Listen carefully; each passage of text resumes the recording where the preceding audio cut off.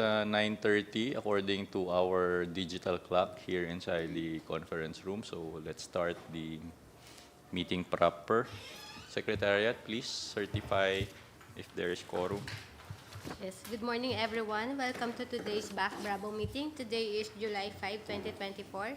And for the determination of quorum, kindly acknowledge your presence po once your name is called. Starting with our chairperson, Attorney Danjun J. Lucas. Present. Good morning, sir. We also have our vice chairperson, Major General Ricardo Banaya. Present, good morning. Also in attendance is the BAC Bravo member, Attorney Frank Edward Marty. Present. Good morning. Good morning po. We also have representative from the end user, HRMD and ANS. Good morning po, third representatives. Also with us are the BAC TWG members headed by Attorney Mark Nestor Mendoza. Sir, present online po. Present. Good morning, sir.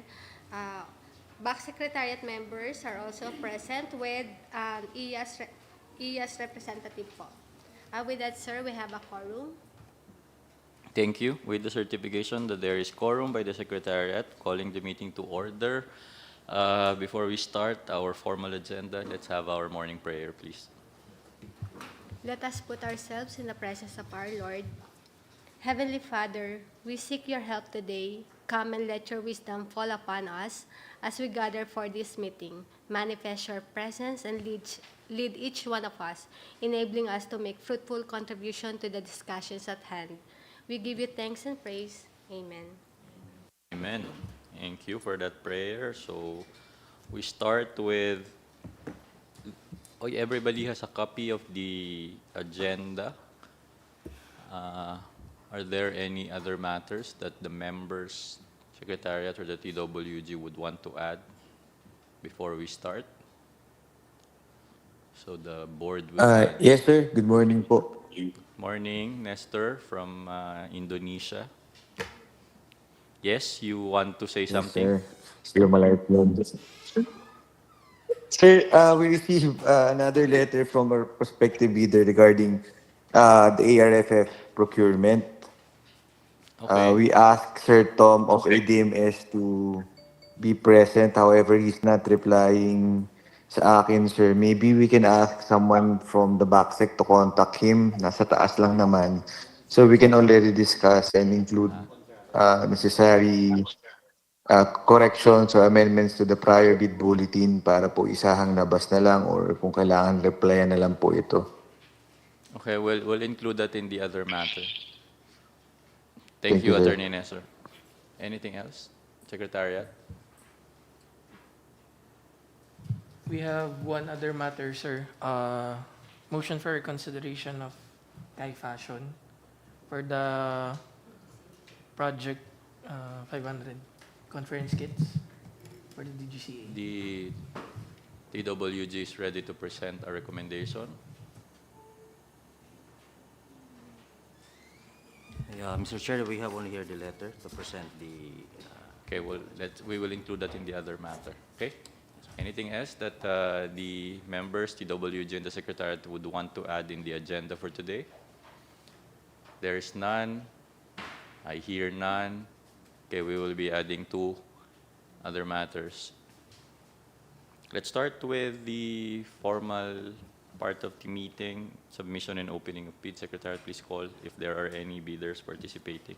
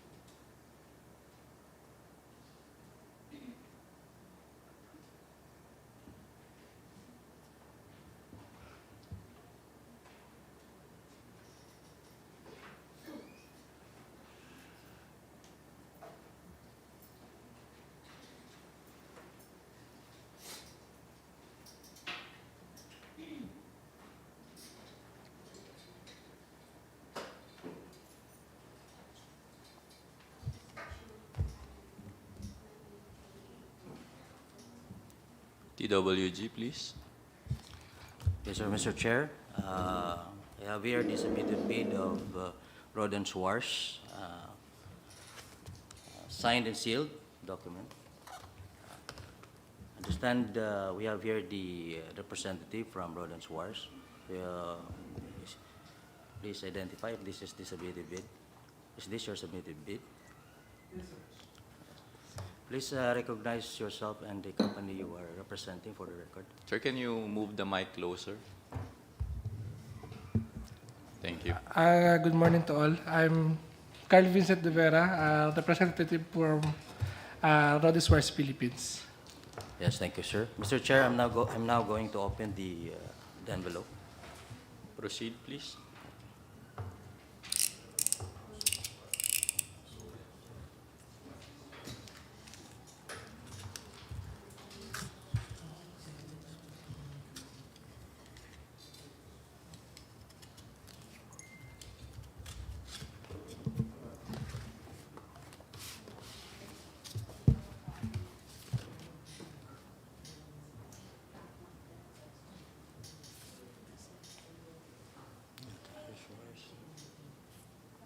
Inside the envelope is two envelopes, the eligibility and technical requirements and the financial requirements.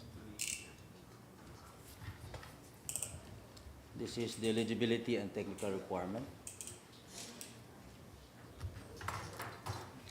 And the financial requirement.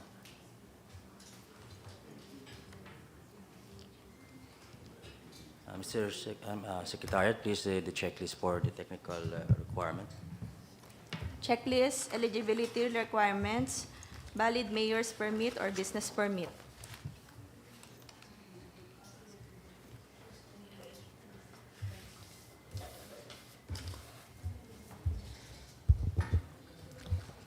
Business permit issued by the City of Makati.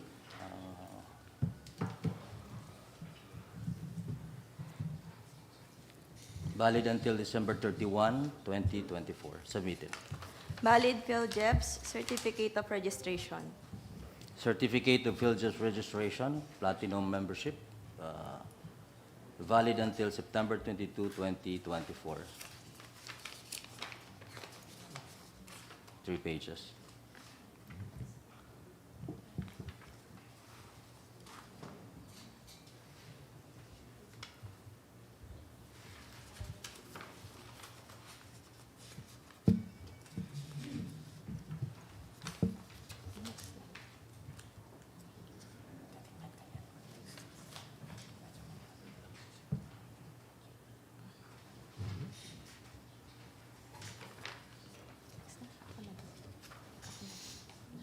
Yes, go ahead, Mr. Chair. Valid certificate of sole distributorship.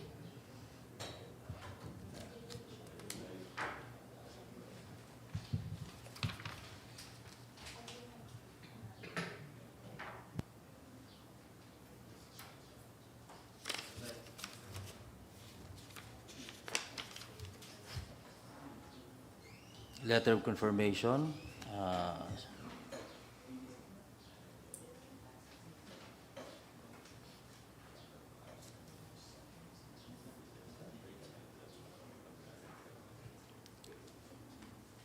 Sole distributorship document submitted.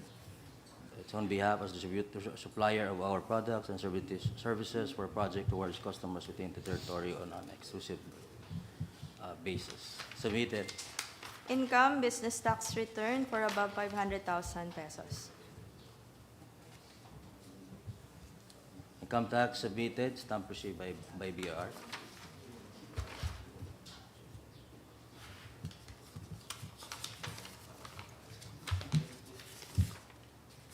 Just proceed.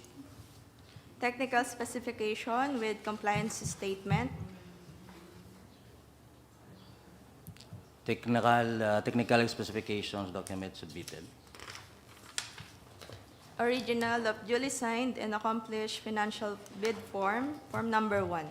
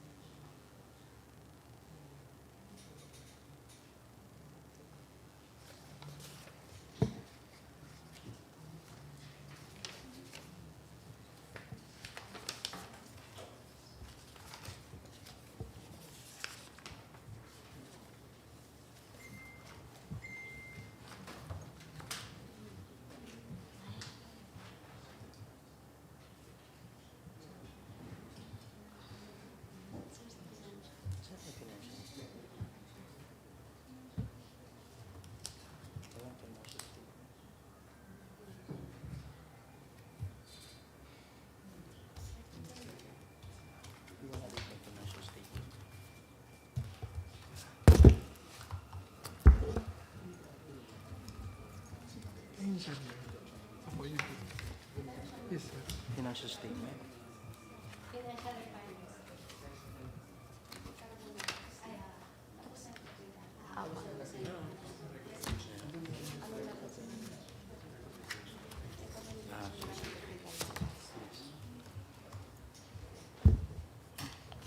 Mr. Chair, the submitted technical requirement is found to be complete, and TWG recommends that the same shall be initially passed, rated as passed. Attorney Frank, there's a recommendation Okay. rated as pass. We now open, Mr. Chair, the financial document. Yes, Mr. Chair. Direct contracting. Mr. Chair, we're now going to proceed with the financial requirement of Road and Schwartz. Ba't walang financial? Original duly signed and accomplished financial bid form, form number 1.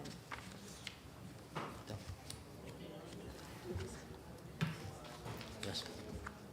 Document form number 1 submitted, duly signed.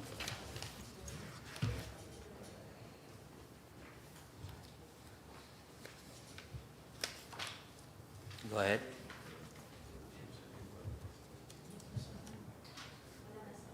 Yes.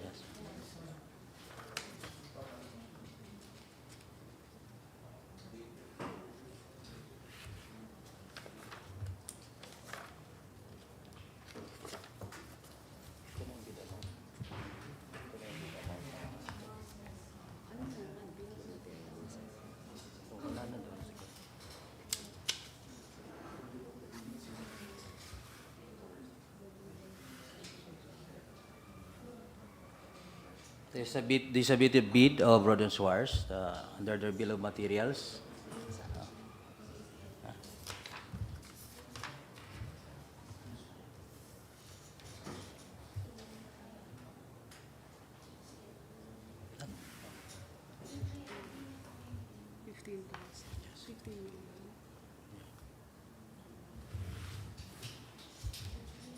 The submitted bid is 15,959,191 and 36 centavos, with no discount.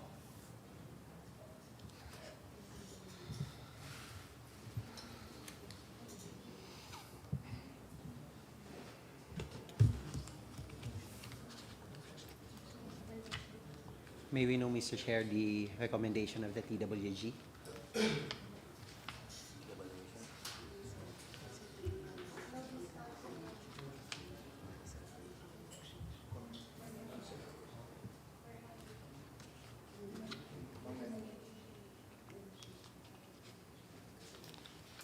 Mr. Chair, considering that this is a negotiated procurement, would like to correction, direct contracting.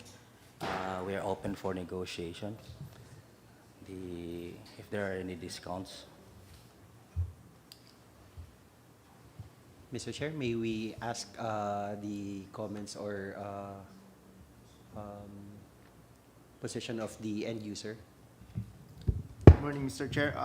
Considering that the price and the foreign exchange rate has increased from 55 to 59, we have no further comment, Mr. Chair. And considering that we have negotiated with the supplier prior to the approval of this project, Mr. Chair, I think the price is reasonable, Mr. Chair. All right, but let us do it one more time for the record. Considering this is direct contracting, would there be any other leeway or flexibility on the part of the bidder to probably help further and improve their offer in terms of the pricing?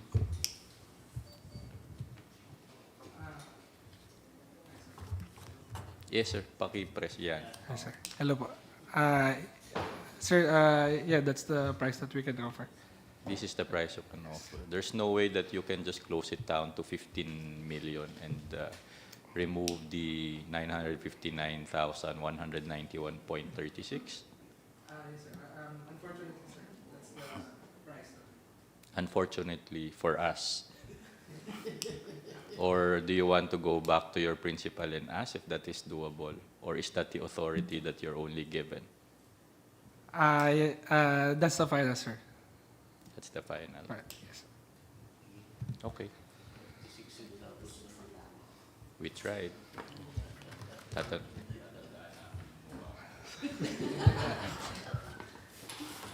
Okay. The TWG, the Secretariat and the members heard the manifestation of the very unfortunate manifestation of Road and Shores. So, Road and Shores. Okay. Do you have a recommendation, TWG? So, Mr. Chair, the TWG recommends for bid evaluation. Move to adopt, Mr. Chair, the recommendation of the technical working group to accept the proposal of Road and Swords and for the conduct of bid evaluation to ascertain the completeness of bids and to determine if there are corrections in the financial submission. There's a motion. Second.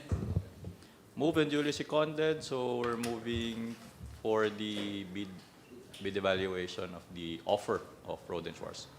Thank you. That concludes the agenda for the opening of bids for SELCAL software upgrade at Philippine ATMC. Okay, TWG, Secretariat, please advise the committee of the updates moving forward. Thank you. The next item, I think, is the pre-bid conference, item number 3. Our end users are here. Ma'am Bani, Ms. Jet, and their team.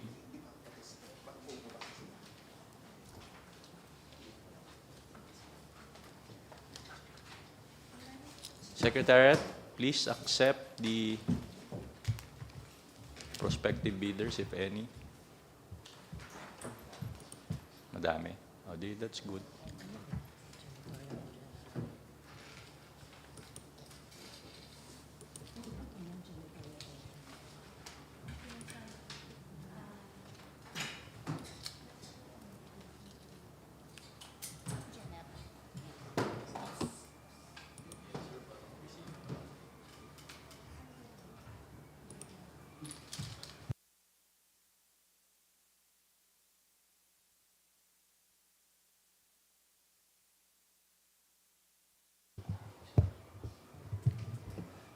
To the prospective bidders who are joining online, for the project procurement of a one-year manpower outsourcing contract for the provision of general support services for CAAP head office, may we request po to kindly type in your name and the company you are representing in the message box for attendance purposes. Thank you.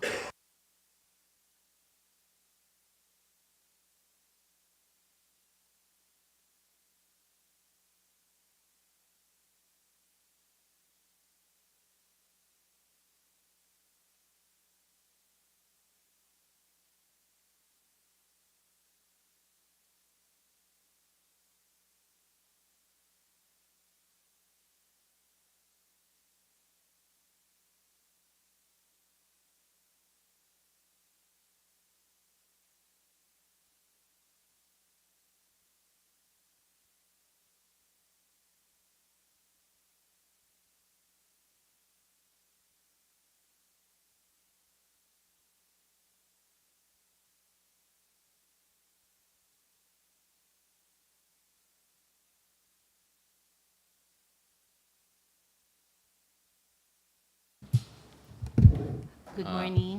Good morning, Sorry, ma'am. sir. Secretariat, everybody in the waiting room are already accepted. At the moment, sir, we have 6 prospective bidders joined online po. Okay. All admitted. Maybe we can just read through those who will be participating online.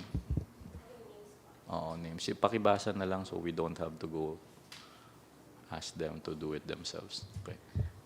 So we're aware how many and who are here present today. Okay po, for attendance purposes, acknowledging the presence of the representative from Joe Bink Business Solution. Good morning po. We also have representative from Italian Global Service Philippines Incorporated, Ms. Sandra Marie Gutierrez. Also present is Mr. Ralph Forges of RCL Cleaner Services Corporation. We also have Mr. June Canlas of L-Serve Corporation. Also joining from All Around Services and Merchandising Corporation is Maximina Manuel. Also present is Carmen J. Amorao of Marketing and Account Officer of Dear John Services. And lastly, we have Ms. Lugin Sagkaging and Romer Salinas of Joblink Business Solution Incorporated. Welcome po to our prospective bidders. Okay, thank you, Secretariat. So, end user, please start the presentation. Good morning, esteemed members of the Bids and Awards Committee and also to our prospective bidders. This is the procurement of Manpower outsourcing contract for the provision of general support services for CAAP head office and area centers nationwide. With bid number 24-043-06. All information should be referred and submitted to Engineer Leandro Varquez, Head BAC Secretariat of CAAP. As a background po for our bidders, approved budget for this project is 635,336,171 pesos and 15 centavos. Time frame of the project is 12 months. Bidding will be conducted through open competitive bidding, using non-discretionary pass or fail criterion as specified in the 2016 Revised Implementing Rules and Regulations, or IRR, of Republic Act 9184. Here under are the eligibility data required for this contract. A similar project should be general support manpower services equivalent to the following.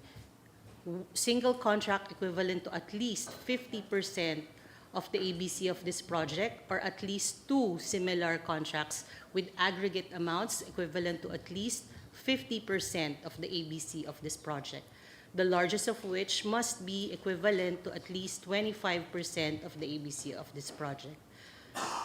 It should have been completed within the last 5 years prior to the deadline for the submission and receipt of bids. ITB Clause 7.1, the bidder may subcontract portions of the project to the extent allowed by the procuring entity, but in no case more than 20% of the project. ITB Clause 14.1, the bid security shall be in the form of a bid securing declaration or any of the following forms and amounts. The amount of not less than 12,706,723 pesos and 42 centavos, which is equivalent to 2% of the ABC, if bid security is in cash, cashier's or manager's check, bank draft, guarantee, or irrevocable letter of credit. Or the amount of not less than 31,766,808 pesos and 56 centavos, which is 5% of the ABC if the bid security is in surety bond.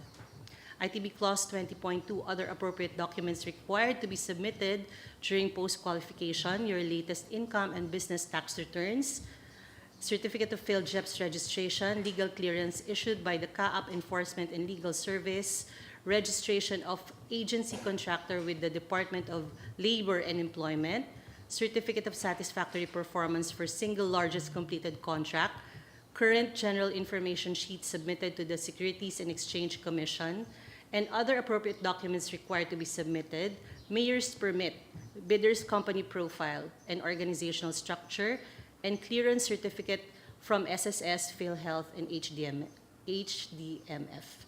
Failure to submit any of the post-qualification requirements on time or a finding against the veracity thereof shall disqualify the bidder for award. CAAP shall therefore award the contract to the next lowest calculated responsive bid. Hereunder are the special conditions of the contract. GCC Clause 1, the additional requirements to be provided under this contract shall include those specified in the terms of reference. The contracts shall be subject to a renewal whereby the performance evaluation of the service provider shall be conducted in accordance with Section 7 Technical Specifications. The terms of payment shall be as follows. Payment shall be made upon presentation by the contractor of the billing of the covered period subject to the usual government accounting and auditing rules and regulations. The billing shall be accompanied by the following documents. First is the certificate of performance based on the performance evaluation to be issued by the Human Resource Management Division, certifying that the performance rating of the contractor is very satisfactory. Excuse me. Number 2, the official receipt of the remittances paid for the necessary benefits and social insurance contributions of general services support personnel deployed at CAAP head office and area centers, including SSS, PhilHealth, Pag-ibig, and withholding taxes. Certification under oath attesting that it is compliant with the DOLE minimum wage law in accordance with its representation and warranties.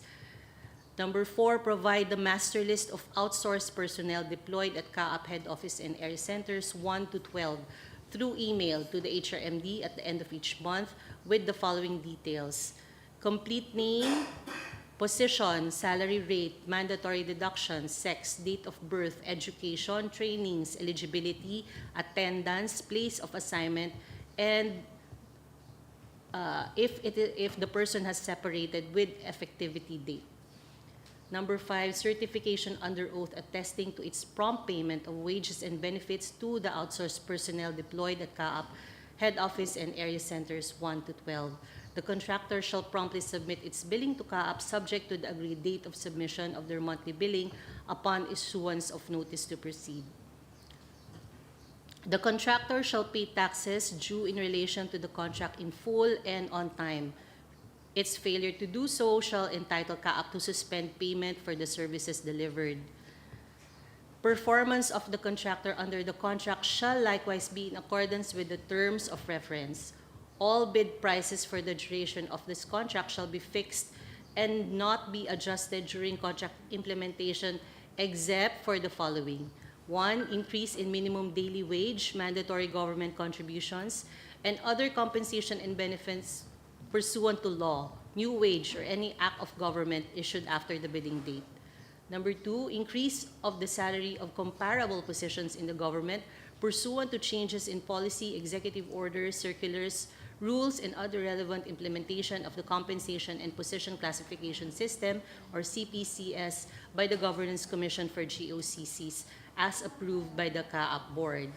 Number 3, increase in taxes. Number 4, if during the term of the contract, CAAP sees the need for an increase or decrease in the number of personnel, the increase of which should not exceed 10% of the ABC for the contracted year. The corresponding increase or decrease in cost to be computed is based on direct cost. Absence by any or all of the 1,511 without replacement, and lastly, tardiness and undertime by any of all of the 1,511 personnel. Inspections will cover the following: conformity with the technical specifications. The inspections that will be conducted shall include but not be limited to physical inspection and inventory or whatever additional inspections that the technical inspection team may require. Terms of reference of this project: the responsibility of CAAP under Republic Act No. 9497 includes the development, maintenance, and operation of airports nationwide. However, the inadequacy of available plantilla positions negatively impacts the efficient operation of airports. As CAAP's recourse to the endless concern of manpower shortages, CAAP will enter into an outsourcing agreement with a private entity for the continued supply and provision of general support services for CAAP head office and 12 area centers through competitive bidding in accordance with the provision of laws. In support of CAAP's day-to-day operations, it will require a general support service of 1,511 personnel to be deployed at CAAP head office and 12 area centers. The term of the contract is 1 year, subject to a very satisfactory result of performance evaluation. The contract may be renewed for another year up to a period of 3 years at the discretion of CAAP. Workplace assignments may be changed by CAAP as may be deemed necessary upon approval of the following. A, if the change of assignment is within the area center or service, the approval must be made by the Civil Aviation Area Manager, Service Chief, or the duly authorized representative, and a copy of such approval must be furnished to the Human Resource Management Division. And letter B, if the change of assignment is outside of the area center or service, the approval must be made by the Civil Aviation Area Manager, Service Chief, or the duly authorized representative of the employee's original place of assignment. Such approval is conditional upon the acceptance of the receiving area center or service. Copy of the approval must be furnished to the HRMD. Deployed personnel must be assigned to CAAP shall render work as per approved schedule. In case the need arises, said personnel may be required to render service beyond the 8-hour period or during holidays or rest days. The working schedule is normally Monday to Friday, 8 a.m. to 5 p.m., or in accordance with the shift schedule that will be provided by the supervisor. Payment for such overtime work shall be paid in accordance with labor laws. Deployed personnel by the contractor in CAAP under the contract granted by CAAP shall not, under any circumstance, be considered organic CAAP personnel, nor will their respective deployment and assignment in CAAP establish an employee-employer relationship with CAAP. Hereunder are the obligations and responsibilities of the contractor. The contractor shall provide the required 1,511 general support personnel to CAAP, head office and area centers 1 to 12. In accordance with Annex B, the contractor hereby obligates itself to provide replacement due to resignation, termination, and other causes within 30 days upon receipt of a request in writing by the Civil Aviation Area Manager, Service Chief, or the duly authorized representative. A copy of such must be furnished to the HRMD. Likewise, any of its personnel who perform acts prejudicial to the interest of CAAP or found incompetent and negligent in the performance of their functions, the contractor shall immediately recall the personnel at its own instance or upon written request of the Civil Aviation Area Manager, Service Chief, or duly authorized representative, and furnished a copy of such request to the HRMD. This is without prejudice to the filing of an appropriate case against the erring personnel. Number 3, contractor ensures compliance with relevant issuances to the Department of Labor and Employment, Social Security System, Pag-ibig, Bureau of Internal Revenue, PhilHealth, and the revised implementing rules and regulations of Republic Act 9184, otherwise known as the Government Procurement Reform Act. To that end, the contractor is not permitted to decrease or increase the compensation stated in Annex B, except if compensation adjustment was brought about by instructions of CAAP through HRMD or wage increase as issuances by competent authorities. Further, the contractor is obligated to provide COLA and other benefits mandated by law. Background checks and character assessment must be done on all personnel to be deployed at CAAP to eliminate the risk of employees engaging in illegal and other prohibited acts within airport premises and security-controlled areas. The contractor shall be responsible for integrating a continuing personal development program for all its personnel. Before deployment, the contractor shall guarantee and issue a training certification that the personnel to be deployed to positions requiring training are being adequately trained for the position. Contractors shall also provide to their personnel an office including identification cards and will shoulder the cost of personnel IDs. Contractors shall be responsible for the provision and delivery of office equipment and consumable office supplies to be used for their deployed personnel in connection with preparation of daily time records or timesheets, accomplishment reports, overtime forms, and other documents relevant to their employment with the contractor. The contractor shall fully assume all official and legal responsibilities over all personnel that shall be provided and deployed in area centers and head office under this contract. Contractor shall exercise sole administrative control and supervision over said deployed personnel. Contractor shall assume full responsibility in case deployed personnel incur an accident while in the performance of duty. Here now are the obligations of CAAP. CAAP shall pay the service provider upon submission of the following: statement of account or billing with the corresponding monthly billing rate stipulated in the contract, subject to existing government auditing and accounting rules and regulations, for and in consideration of the services rendered by the support personnel deployed by the service provider. Upon submission of its monthly personnel payment and affidavit or sworn certification that it has paid the salaries and benefits of its personnel for the period covered for submitted payroll and remitted the corresponding premiums to Pag-ibig, SSS, PhilHealth, and ECC, and payment of withheld compensation taxes to BIR. CAAP shall likewise be obligated to reimburse the contractor any sum of additional expenses advanced by the contractor incurred by deployed personnel for necessary travel and overtime services rendered incidental to the performance of the respective duties and functions, provided such travel and rendition of overtime services shall have prior CAAP approval. Overtime and night differential will be billed separately and in accordance with labor laws and other pertinent policies of the Department of Labor and Employment. Additional responsibilities of CAAP, provided that parties must set parameters to ensure that letter A, official travel orders with its prescribed format and required attachments will be issued and approved by the appropriate CAAP signatory, and such will suffice as evidence to claim for cash advance or reimbursement of travel expenses. Letter B, payment of overtime services cannot be made as a cover for travel expenses. And letter C, payment for overtime services must be made with the appropriate authorization. Electricity and water shall be provided by CAAP. General conditions of the terms of reference. The duration of this contract is 1 year. The contractor shall agree to increase or decrease the number of general support personnel to be deployed subject to the following conditions.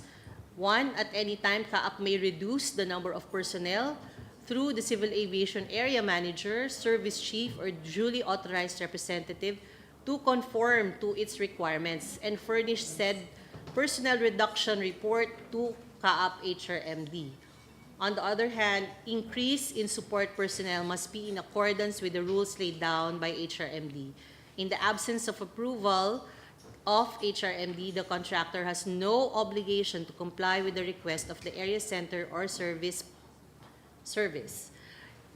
provided that such increase shall not exceed 10% of the original contract price. All bid prices for the duration of the contract shall be fixed and shall not be adjusted except for the following. This has been read earlier, but for purposes of this meeting, we'll just repeat it. Increase in minimum daily wage, mandatory government contributions, pursuant to law, increase in salary compensation and benefits of comparable positions in the government pursuant to changes in policy related specifically to the Compensation and Position Classification System or CPCS by the Governance Commission as approved by the CAAP Board, increase in taxes, and if during the terms of the contract CAAP sees the need for an increase or decrease in the number of personnel, increase of which should not exceed 10% of the ABC. Absence by any of all of the 1,511 without replacement, tardiness and undertime by any or all of the 1,511 personnel. Contractor as the employer of the contracted personnel assumes full responsibility for compliance with all existing labor, social security, HDMF, and PHIC laws, rules, and regulations. Contractor undertakes to inform the outsourced personnel at the time of hiring as to wages and working conditions under which they are employed, including the rate per month, per week, days, or hours, method of calculating wages, the form, the time, and the place of payment of wage, and any change with respect to any of the preceding items. Should CAAP be made liable for the contractor's failure to comply with any labor law, rules, and regulations, the contractor hereby obligates itself to indemnify CAAP to the full extent of such liability, including attorney's fees and other damages permissible under the law. The contractor shall maintain a very satisfactory level of performance throughout the contract period based on the following set of performance criteria. Number 1, conformity to technical requirements, including the provision of office supplies, project coordinator, salaries, benefits, and remittances, which is 25 points. Timeliness in the deployment of personnel to office units, 25 points. Behavior of personnel, do they exhibit behaviors that are courteous, professional, and knowledgeable in their work, 20 points. Response to complaints, 20 points, and compliance with the set of office policies for general support services, 10 points. Performance rating, that would be a total of 100 points, but a passing rate of 85 points will be acceptable. The contractor shall undergo a periodic review to ensure compliance with the technical specifications as well as with the other terms and conditions imposed by the CAAP during the contract period. The contractor's performance shall be assessed by civil aviation area managers, service chiefs, or duly authorized representatives. HRMD shall combine the evaluations provided by the area centers and services to determine the final rating of the contractor. Based on its assessment, CAAP may pre-terminate the contract for failure by the contractor to perform its obligations thereon, following the procedure under the guidelines on termination of contracts issued by the Government Procurement Policy Board. CAAP may, without prejudice to other judicial or extrajudicial remedies available, suspend, cancel, or terminate this contract after a 30-day notice, in whole or in part due to default, insolvency, or for any justifiable cause or any ground which it deems inimical to CAAP or to public interest, which includes but not limited to the following. When the contractor has violated other obligations required within this contract and refused to comply and or remedy the violations within a reasonable period given by CAAP. When the contractor fails to pay the salaries of employees for any billing period without just cause, and when CAAP finds the contractor to have failed in its obligations to any of its employees based on the contractor's agreement with CAAP, thus affecting the state of morale and efficiency of the workforce. When the contractor decreased the number of employees without the written approval of CAAP, and if so given, shall also result in a proportional reduction of contract price. In case of force majeure and the contractor is unable to deliver or perform any or all of its obligations for a period of 30 calendar days after receipt of the notice from CAAP stating that the circumstances or force majeure is deemed to have ceased, CAAP may terminate this contract in whole or in part if it has determined the existence of conditions that make project implementation economically, financially, or technically impractical or unnecessary, such as but not limited to fortuitous events or changes in law or national or local government policies. Thank you very much. Thank you. At this point, we're open to questions, queries, clarifications from the prospective bidders. Do we have any?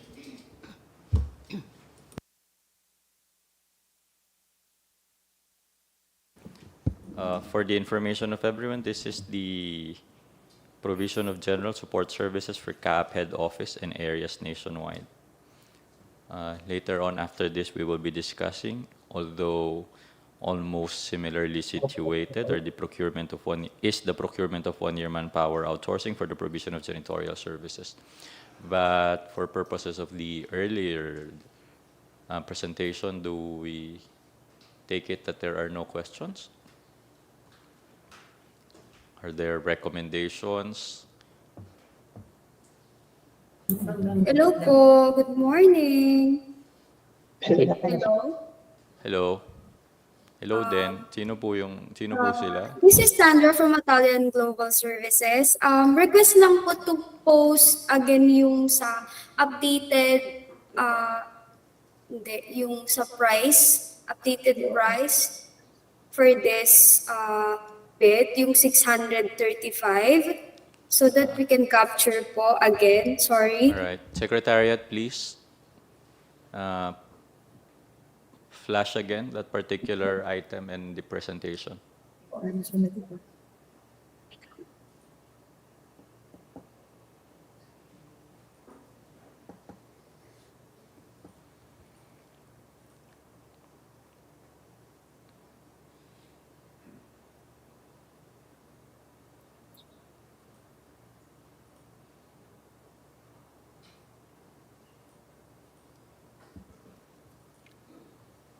Ayan. Sige po, wait lang po.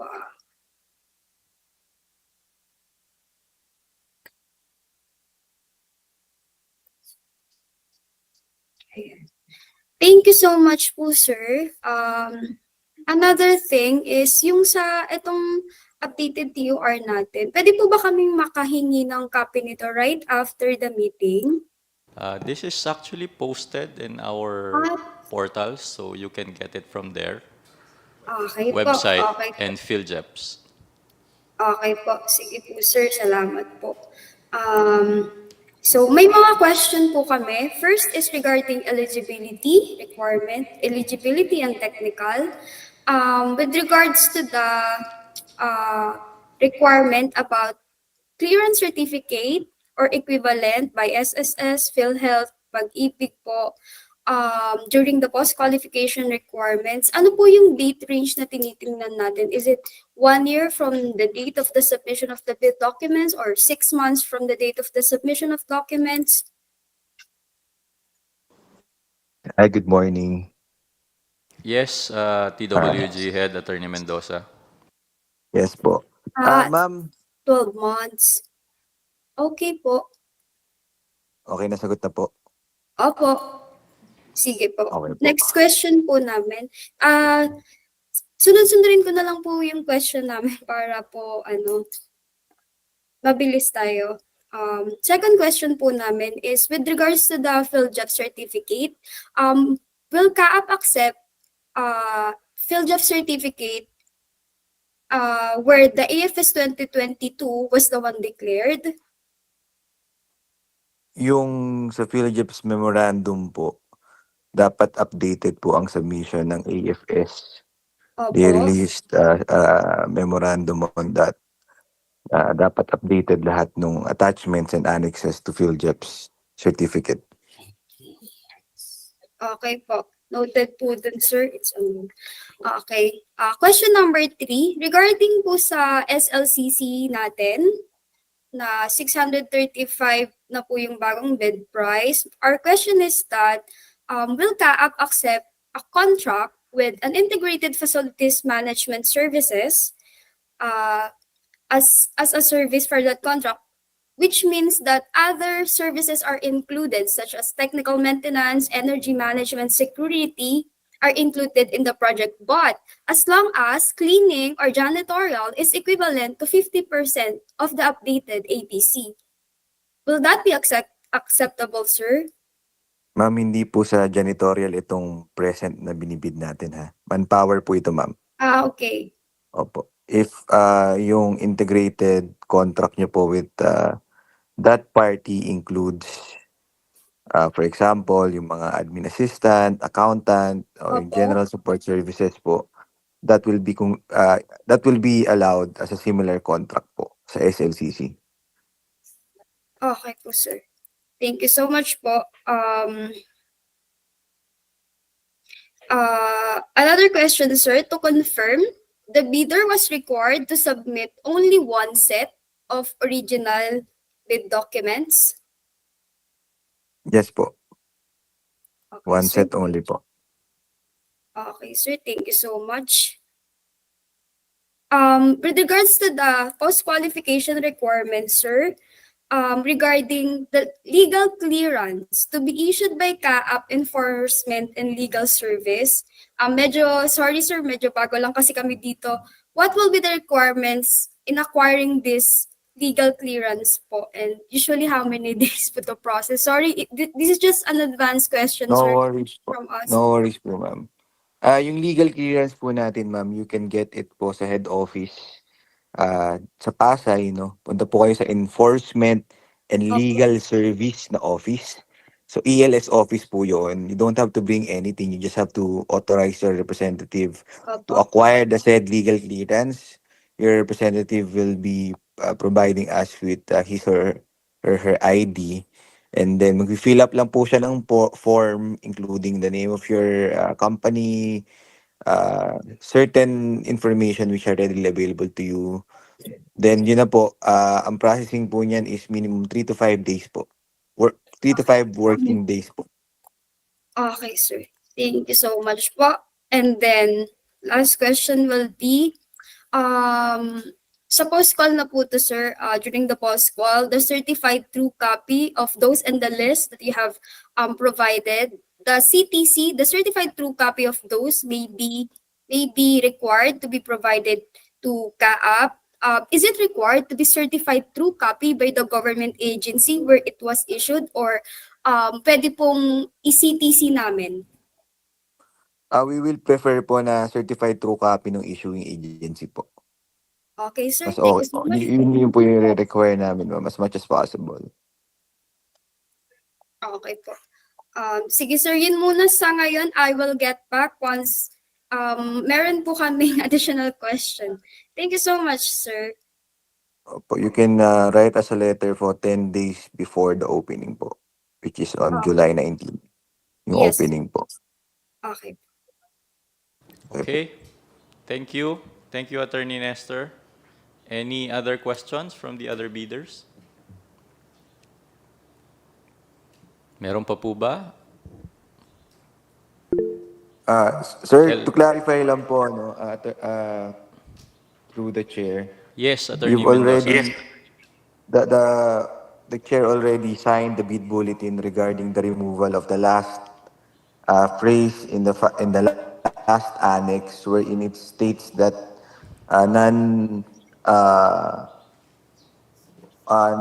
wherein it states, sorry, I'm getting the exact wording as included in our bid bulletin. Ito lang po, baka lang po ma-miss out nyo or for everyone's information lang po. Ito po, wait. Sorry.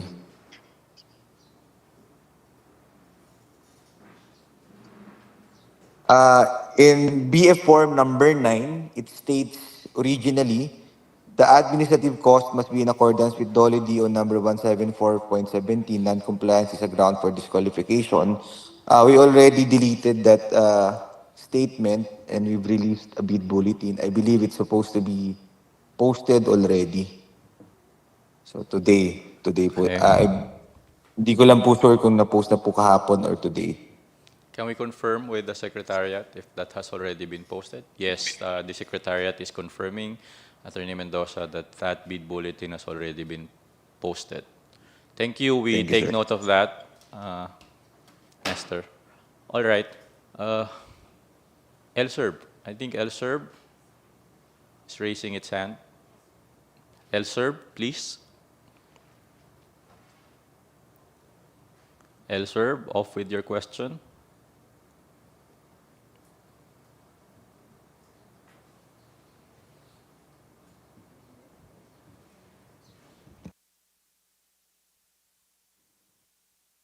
Nakamute po yung LSERB, sir. Ma'am, paki-unmute po. Should there be any wage adjustment? Sorry, can we have that again? ELSERB? Yeah. Thank you, sir. Medyo nag-aano lang po yung signal namin. Sir, i-clarify ko lang po, since kanina nabanggit po on this contract, should there be any wage adjustment mandated, the contract should be adjusted. So on this particular bidding po, we assume that the ABC was base wage 24, no, as basis of the ABC by the BAC, ano po ang ano niya, effect niya, magkakaroon po ba ng adjustment ng ABC considering wage 25, which will affect on July 17? Okay, right. We base the TOR on the wage order 24 because at the time when it's being prepared, it's the most recent wage order. But considering there is going to be a wage order 25, yes, it's going to be adjusted. As mentioned in the bid documents, those mandatories that are imposed by other government agencies that have jurisdiction over wages, salaries, compensations, emoluments, and mandatories will have to be complied with by CAAP. It's going to be adjusted, but I understand for purposes of bidding, we will use the table, the schedule that has already been posted and published. So please take note of that to our prospective bidders. Thank you, Mr. Chair. Another question, Mr. Chair, if I may. Go ahead. Under our section, page 75 of 88, under additional technical parameters, I'd like to clarify po, no, halimbawa dito po sa 2.B, liquidity of the contractor. It states that submit the audited financial statements for the calendar year 2023, duly stamped and received by the BIR. So dito po ba sa liquidity of the contractor, Mr. Chair, wala po bang particular, halimbawa, the liquidity ratio of the service provider should have a liquidity ratio at least 3:1, something like that. Given po yung complex at laki ng contract, which 600 million, and the other contract for janitorial, kung isasama po natin, more or less 1 billion po yung amount of contract. So for CAAP, I think this is more beneficial on the part of CAAP to ensure lang po dun sa winning bidder has the capability to manage the project, to operate the project, given the huge amount of the project, no, 1 billion contract kung dalawa po ito, no, halimbawa magbibid yung bidder, given the current turnover or yung payment ano po ng CAAP na it takes halimbawa 400 to 500 million yung receivables. Of course, malaki pong factor, no, yung financial capability ng bidder. For CAAP to ensure that the service provider should be able to operate and finance and sustain yung sustainability po ng project. Kasi po kung ang requirement lang po nakalagay kasi is liquidity of the contractor. Yun lang po kasi, wala po siyang into parameter that should have a minimum liquidity ratio to ensure by the procuring entity that the service provider is capable to finance the project. Salamat po. Through the chair. Opo. Good point, sir. Sir, we will release a bid bulletin to answer your question. But we will appreciate if you can write us a letter containing your comment or clarification, and we will respond accordingly through bid bulletin. So end user, can you please take note na lang po nung recommendation or clarification ng LSERV. But then sir, please send us an email. Right. I agree with Attorney Mendoza. This is a very good point, no? Because in government procurement services and billings, of course, it takes time because of the number of documents that we need to comply with. But if this is something that can be reduced into writing by the prospective bidder, we'd really appreciate that. So we will be formally replying and responding to that query. Moreover, if there is, I don't know, any recommendation on how to effect that into probably a document, how it's going to be required and how it's going to be ensured, CAAP would be appreciative of that. And if there are any other bidders that agrees to that requirement, or if there are any objection, now is the best time or prior to the opening so we can release the necessary bid bulletin. Okay, thank you. Thank you, Elserb. And I think there's another, I cannot read, Natividad Villa Crucis. Chair, Ah, Mr. Chair, Elserb, you if still I have more may, questions? Okay. yeah, if I may continue, sir, para isang pasada na lang po kami sa mga Okay. clarifications. No, go ahead, go ahead. Yeah, Sorry thank you, to Mr. Miss Chair. Natividad Villa Crucis. Let's just finish Elserb and then you're next. Go ahead, Elserb. Thank you. Thank you, Mr. Chair. On the same page, Mr. Chair, 75 of 88, we noted item number 3 under resources. You'd like to clarify what particular resources refers, no, or required by CAAP. Yeah, taking off from our last TOR, there is this a requirement under resources that a bidder must submit a certification under oath, updated outsourced manpower complement of at least dun po sa old TOR 2000, and then must have a very satisfactory rating from at least one client with more than 1,000 manpower deployed. This is, I think, to gauge, no, or to measure the track record naman of the service provider. Thank you, Mr. Chair. So, I do not understand the question. Can you repeat what exactly is anticipated for us to answer? Can you simplify, sir, the questions? Sir, nakalagay lang po kasi sa requirement resources dito po sa TOR Yes. natin. All right. So what particular resources po ang required dito na hinihingi?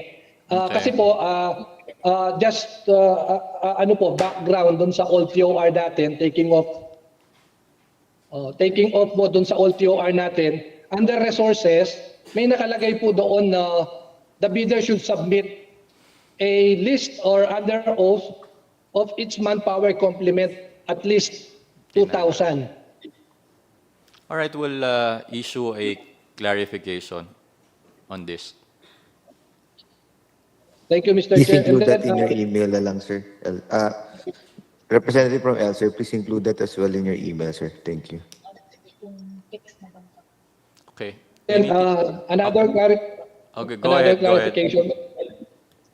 On page 83 of 88, Mr. Chair, bid form 8. Ito na yun.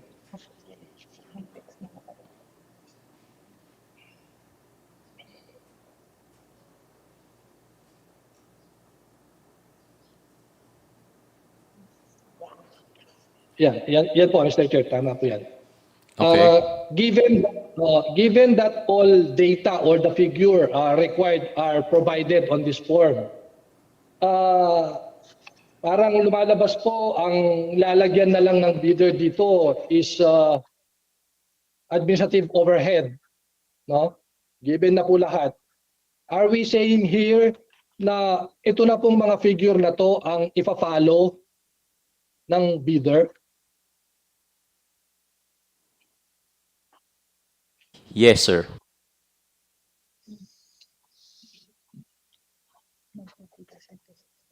Yeah, just a follow-up lang po dito sa form na to.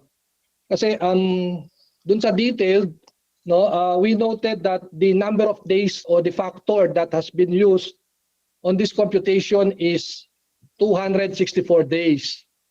While we are the incumbent, of course, no, taking off from our existing contract, we are based our cost on a 261 days per year.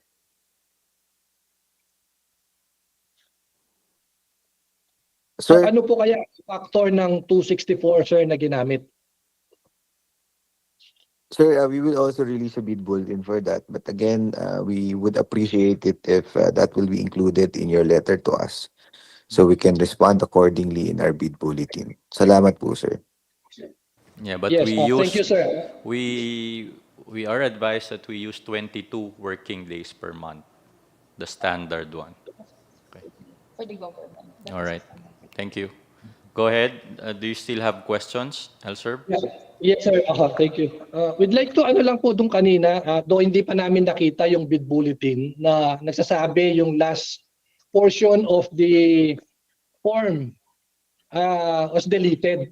Ito po yata nagre-refer doon sa administrative overhead of 10% and then non-compliance should be uh, um, ground for disqualification.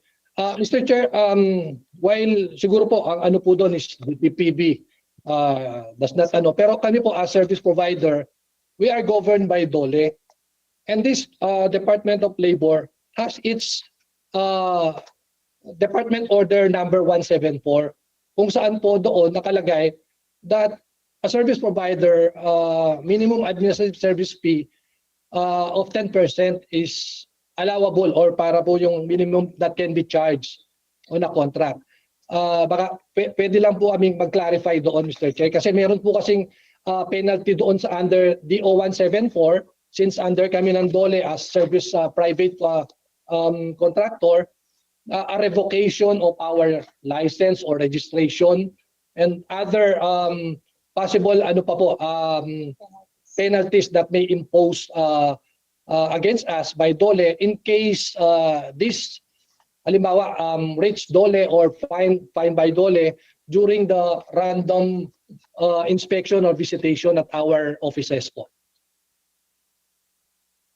Yes, sir. Through the chair, based from our experience from our security services bidding, while we got the recommendation or the resolution from GPBB stating and citing Dear John Services versus Philippine Sports Commission, stating that Section 31 of RA 9184 prohibits floor pricing. But for us to ensure on what track to take, considering the comment of LSERV, Mr. Chair, we recommend that we release a bid bulletin again for this, taking into consideration the recommendation of our enforcement and legal service for this matter, just so we are very sure that we are on the right path, Mr. Chair. Okay, that's fine with us. But I Opo, and, understand this requirement is imposed upon the service provider, not upon the government agency or the client. So You are yes, correct, sir. yes, that is the lookout of the prospective bidder and does not actually concern implementation in terms of the government agency. That is not to say, however, that we are and will not comply with the department order if that is pertinent to our operations.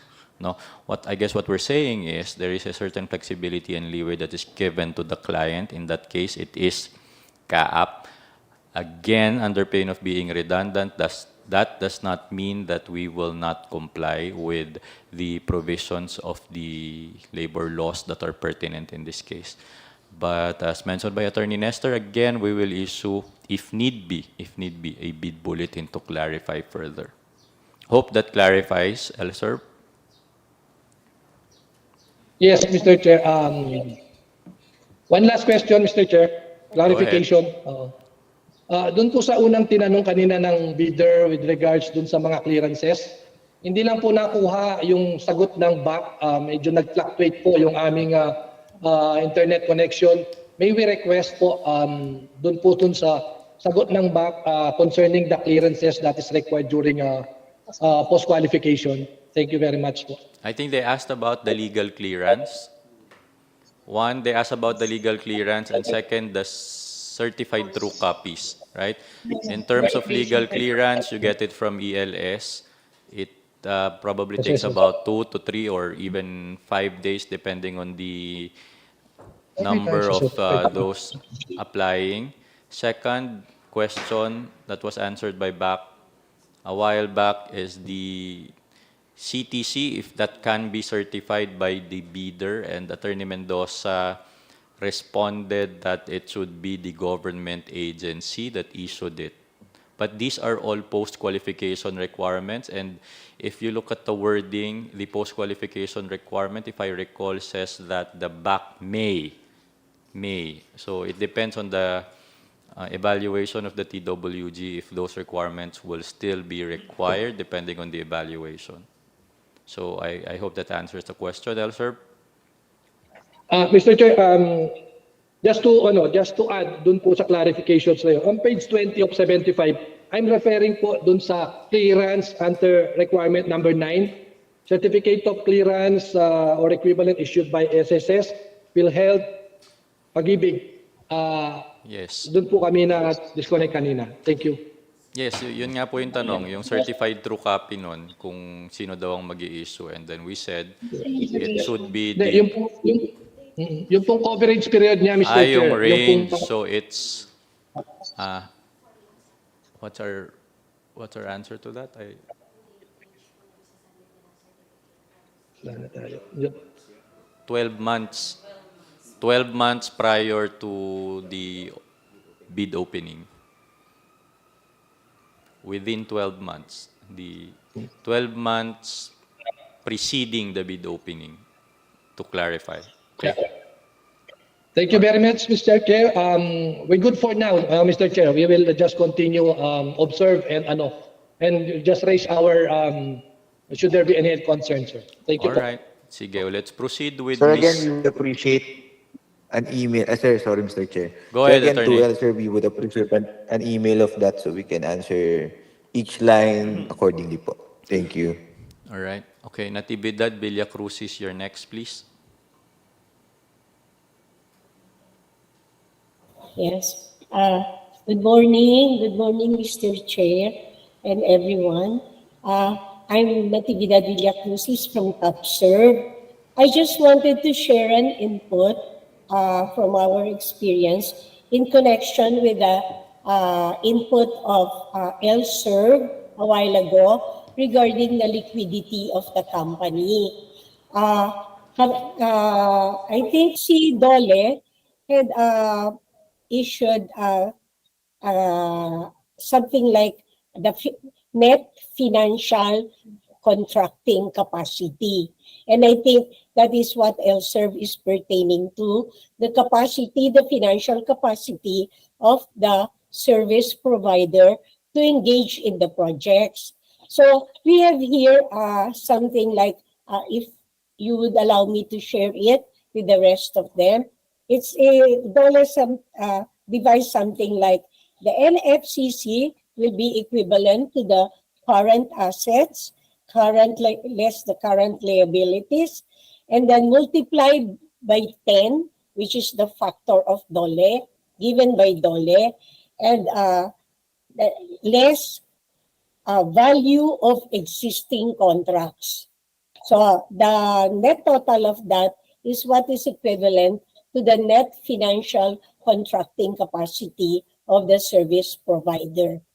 I just wanted to share this with CAAP and the rest of my co-service providers. Thank you, ma'am. Appreciate that. I understand that the bid documents already include a requirement for NFCC or, in lieu of that, bank guarantee. But we take note of that. We'll look into that department. DOLE, was it a circular or a department order? But we'll look into that, ma'am. Thank you. Yes. Thank you too, Mr. Chair. Okay. Anything else? Any other questions from the other bidders?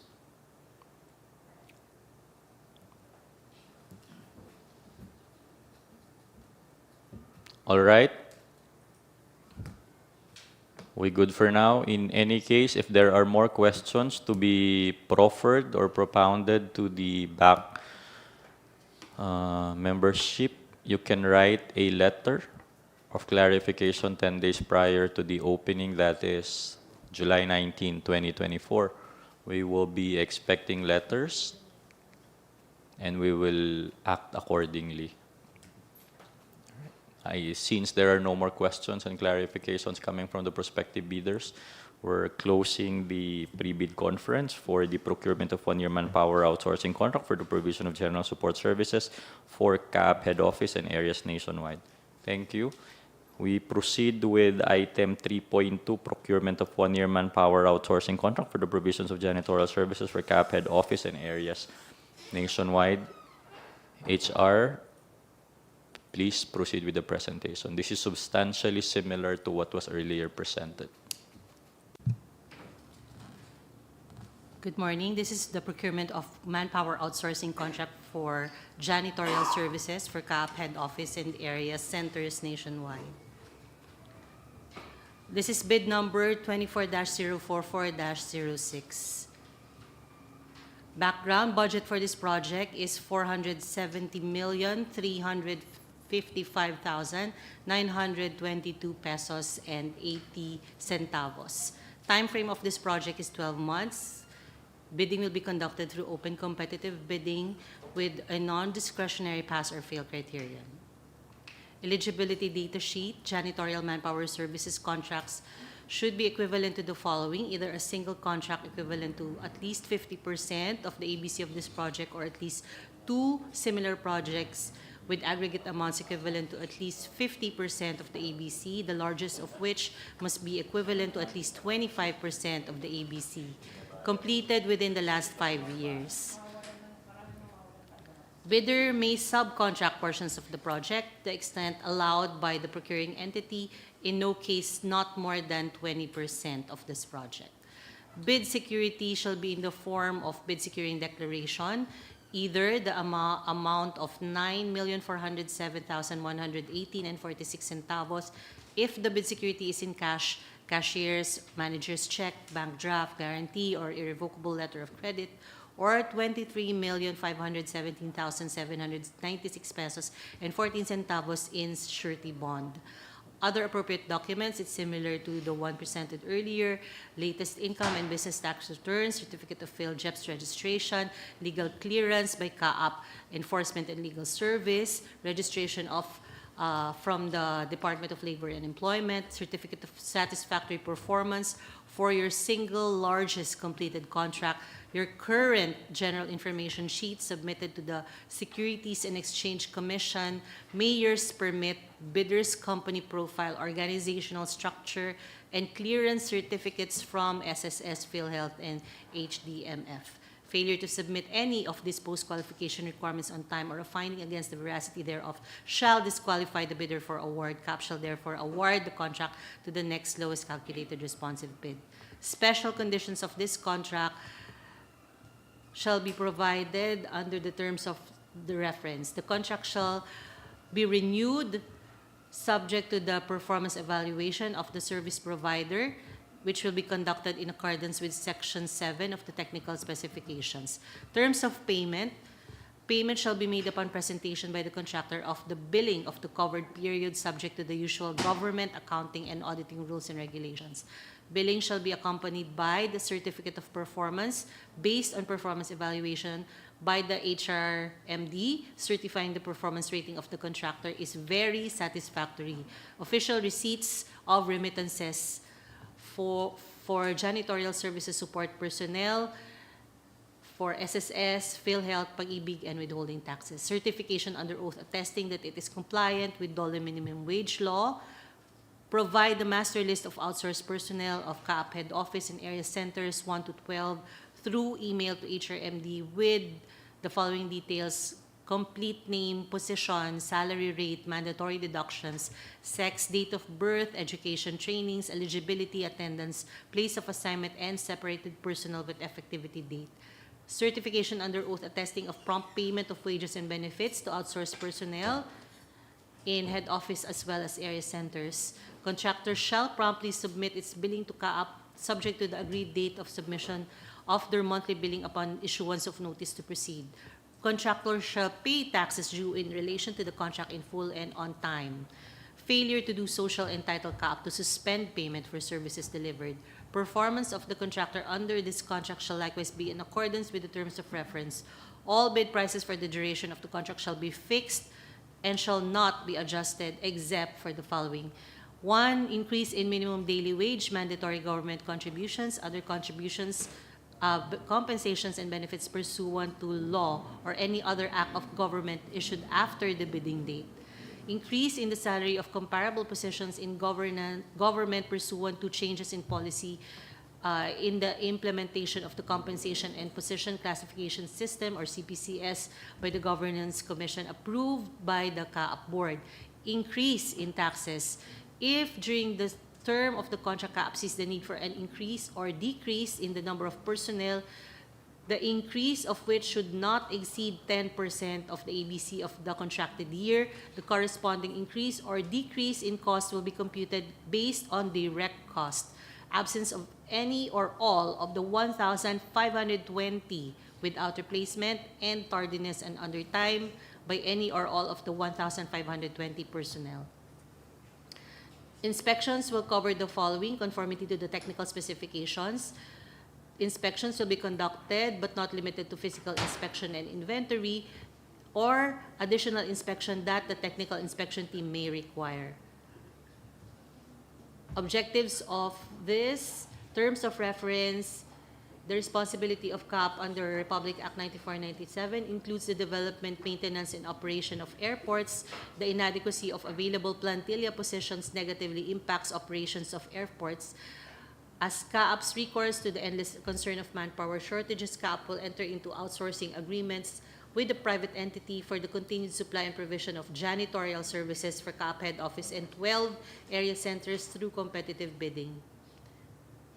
Workplace assignments may be changed by CAAP based on the approval of the following. If the change of assignment is within the area center or service, the approval must be made by the Civil Aviation Area Manager, Service Chief, or the duly authorized representative, a copy of which must be furnished to HRMD.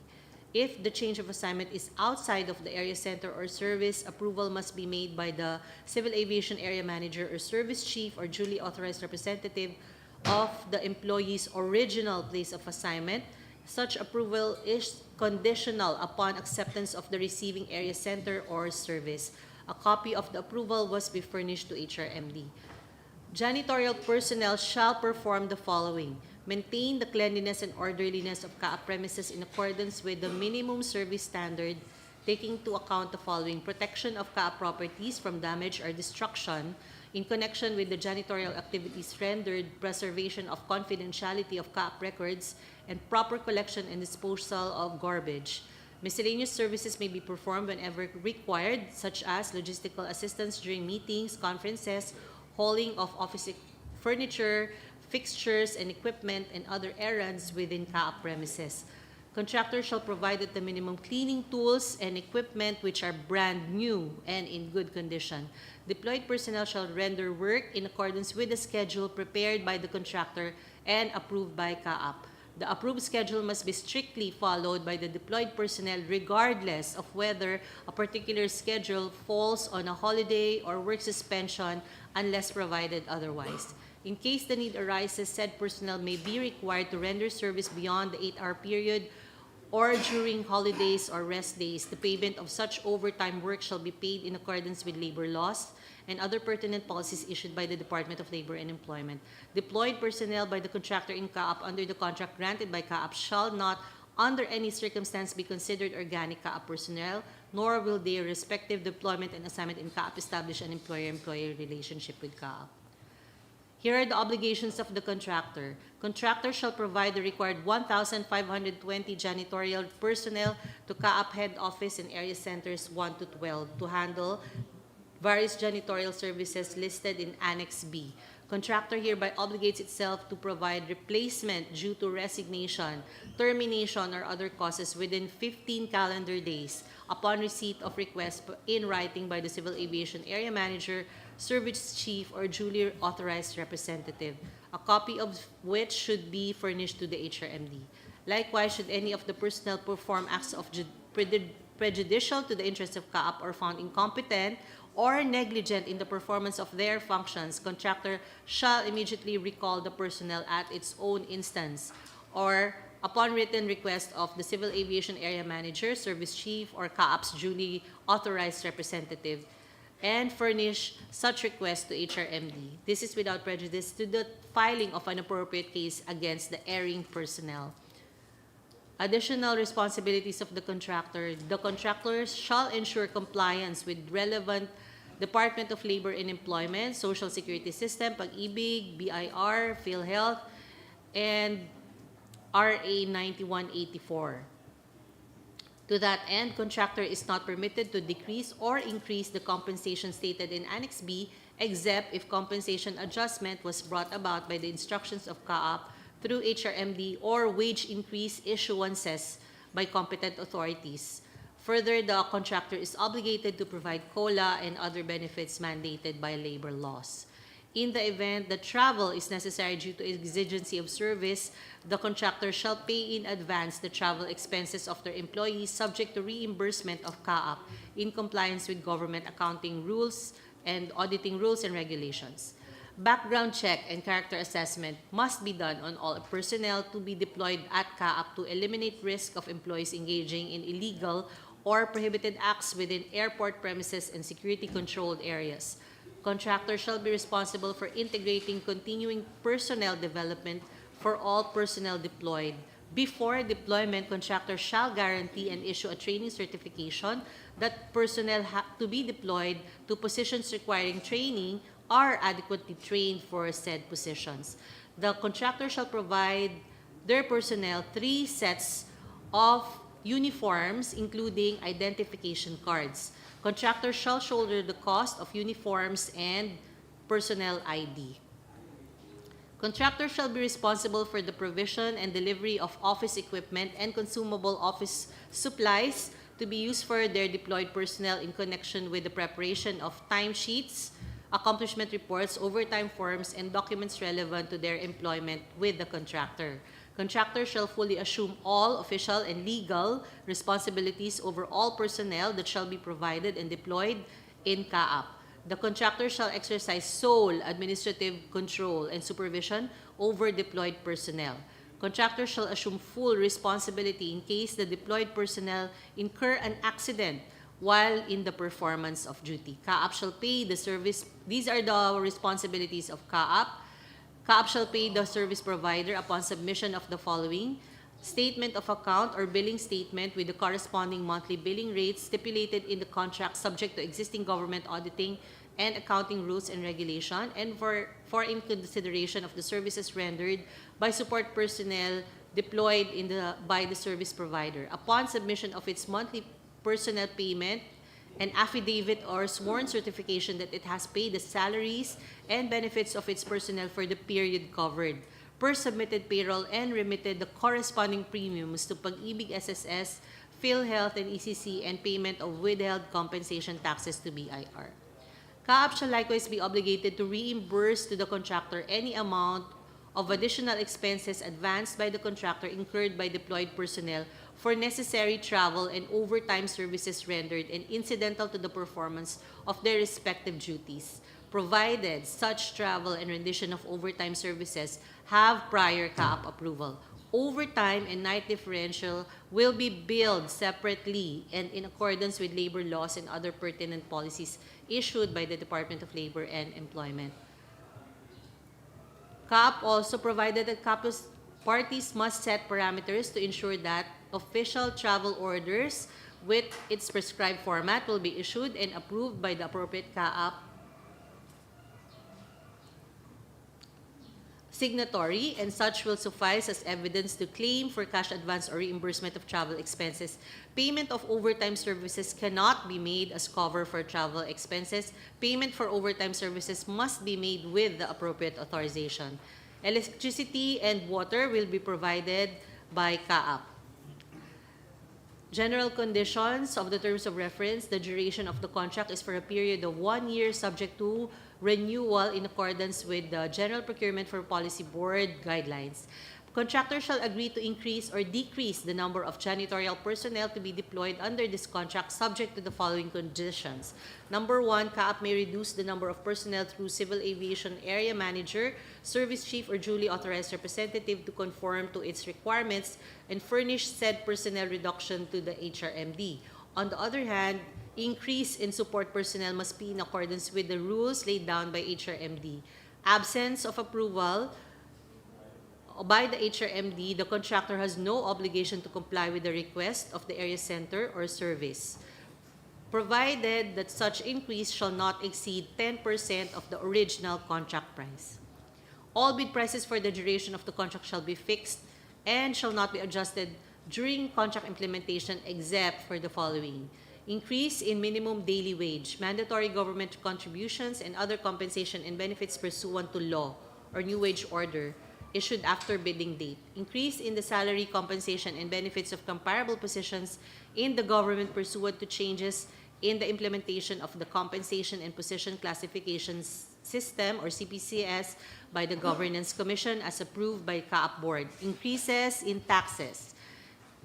If during the term of the contract CAAP sees the need for an increase or decrease in the number of personnel, the increase of which should not exceed 10% of the ABC of the contracted year, corresponding increase or decrease is to be computed based on direct cost. Absence by any or all of the 1,520 without replacement, and tardiness or undertime by any or all of the 1,520 personnel. Contractor, as the employer of the contracted personnel, assumes full responsibilities and regulations. Contractor undertakes to inform outsourced personnel at the time of hiring as to wages and working conditions under which they are employed, including the following: rate of pay, method of calculating wages, the form, time, and place of payment of wage, and any change with respect to any of the preceding items. Should CAAP be made liable for the contractor's failure to comply with any labor law, rules, and regulations, the contractor hereby obligates itself to indemnify CAAP to the full extent of such liability, including attorney's fees and other damages permissible under the law. The contractor shall maintain a very satisfactory level of performance throughout the contract period based on the following: performance criteria, conformity to technical requirements, including the provision of office supplies, project coordinator, salaries, benefits, and remittances 25 points, cleaning and sanitation 25 points, timeliness in the delivery of services 20 points, behavior of personnel 20 points, response to complaints 5 points, compliance with office policies for janitorial services 5 points, performance rating total number of points is 100, passing rate is 85 points. Contractors shall undergo periodic review to ensure compliance with the technical specifications as well as with other terms and conditions imposed by CAAP during the contract period. Contractors' performance shall be assessed by the Civil Aviation Area Managers, Service Chiefs, or the CAAP's duly authorized representatives. HRMD shall combine all these evaluations and determine the final rating of the contractor. Based on its assessment, CAAP may pre-terminate the contract for failure by the contractor to perform its obligations thereon following the procedure under the guidelines on termination of contracts issued by the Government Procurement Policy Board. CAAP may, without prejudice to other judicial or extrajudicial remedies available, suspend, cancel, or terminate this contract after a 30-day notice, in whole or in part due to default, insolvency, or for any justifiable cause, or any ground which it deems inimical to CAAP as or to public interest, which includes but not limited to the following: when the contractor has violated other obligations required under this contract and refused to comply and or remedy the violations within a reasonable period given by CAAP, when the contractor fails to pay the salaries of employees for any billing period without just cause, when CAAP finds the contractor to have failed in its obligations to any of its employees based on the contractor's agreement with CAAP, thus affecting the state of morale and efficiency of one or the entire workforce, when the contractor decreased the number of employees without written approval of CAAP, and if so given, shall also result in a proportional reduction of contract price. In case of force majeure and the contractor is unable to deliver or perform any of all or all of its obligations for a period of 30 calendar days after receipt of notice from CAAP stating that the circumstances or force majeure is deemed to have ceased, CAAP may terminate this contract in whole or in part if it has determined the existence of conditions that makes project implementation economically, financially, or technically impractical or unnecessary, such as but not limited to fortuitous events or changes in law, national, or local government policies. That's the end. Thank you. All right. I understand that the same bidders earlier present are still available, so we're going to accept questions, clarifications, recommendations, suggestions, and queries.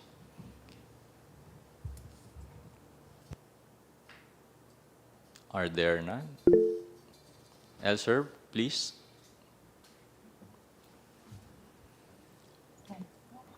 Yeah, thank you, Mr. Chair. I would just like to put on record, Mr. Chair, that we're going to raise the same clarifications and concerns that we raised earlier sa general support, and the same concern that we're going to raise and send them back a letter of this clarification. Just to additional lang, sir, on this particular contract, we'd just like to clarify po dun sa page 53 of 75 on the breakdown of tools, cleaning tools, materials, under Annex D point dash 1. Just like to clarify, Mr. Chair, if the quantity provided are intended for annual consumption. Thank you. Yes, sir, it's annual consumption. Okay, thank you very much, Mr. Chair. I think we're good. Thank you. We take note of the manifestation of LSERB on the issues that were earlier raised and will be adopted in this particular one. So we have another raised hand from Maximina Cabasal Manuel. Hello sir, good morning po. Max po from All Around Services po. Would like to clarify also regarding with the equipment po, if the delivery will be sa equipment po, if the delivery will be monthly, annually, or semi-annual po.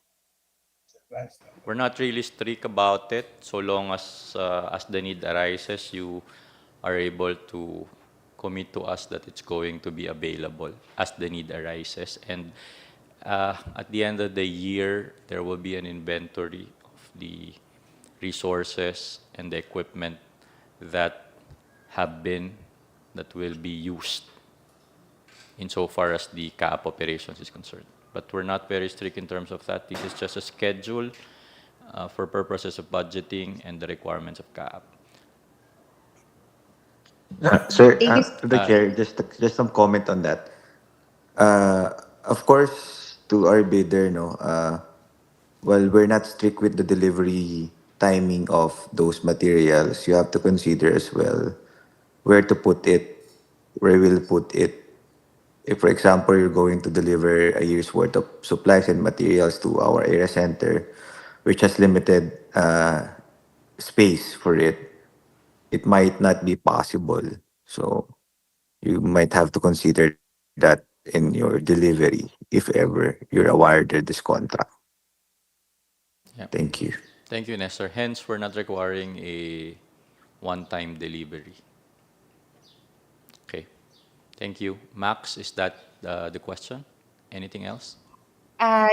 Yes sir, that would be good po. Thank you po. Thank you.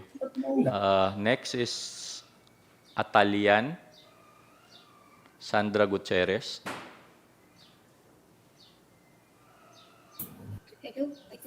Hello, good morning. Would just like to confirm again that since there are announcements for wage increment for the audit 2025, we will be adopting that in setting our proposal. But would like to confirm if the ABC amount will be changed. For now, Hindi po. for now, ma'am, Yes, sir, please use the term defined in our bid document. So we'll use the most recent, the 24. But yes. But use the anong number yung ginamit natin? 24. Use the 24 first, but upon executing the contract, we will adjust accordingly, just for purposes of transparency and fairness, so that we don't have to revise further. But rest assured that even if it exceeded the ABC, it will be adjusted accordingly. Okay. All right. So we'll use the dollar 2024. Yes, NCR 2024. correct. That's correct. Next question, would just like to confirm again about the SLCC. Since this is a requirement for janitorial services, would the CAAP allow to accept the IFM or Integrated Facilities Management contract equivalent to 50% of the ABC for Yes. janitorial services? Yes, ma'am, as long as the janitorial component of that contract is equivalent to 50%. All right. Thank you. Thank you.